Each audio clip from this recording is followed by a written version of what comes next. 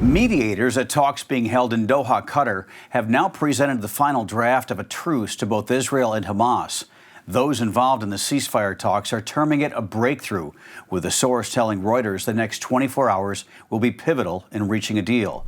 The deal would result in the release of at least 30 hostages held by Hamas in the Gaza Strip ever since the terror group attacked Israel on October 7, 2023. It is believed there are a total of 98 hostages. However, as many as 36 are feared dead. It appears Israel would free Hamas prisoners as well.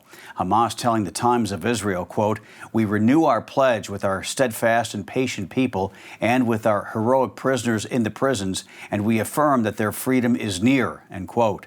The talks have involved top Israeli officials, President-elect Donald Trump's Middle East envoy Steve Witkoff, and the Biden administration's top Mideast advisor Brett McGurk, and Qatar's prime minister. Trump has warned Hamas there will be consequences if the hostages are not released by the time he takes office next week. If those hostages aren't back, I don't want to hurt your negotiation.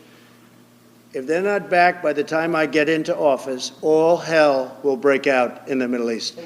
And it will not be good for Hamas, and it will not be good, frankly, for anyone. All hell will break out.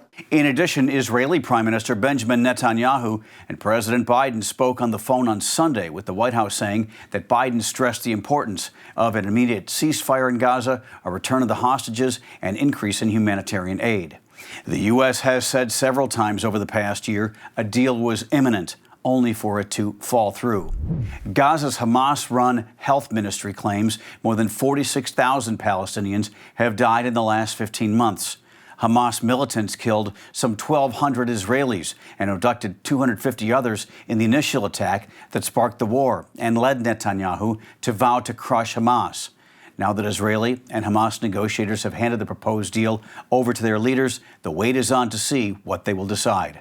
I'm Craig DeGrelli. For more unbiased updates, download the Straight Arrow News app.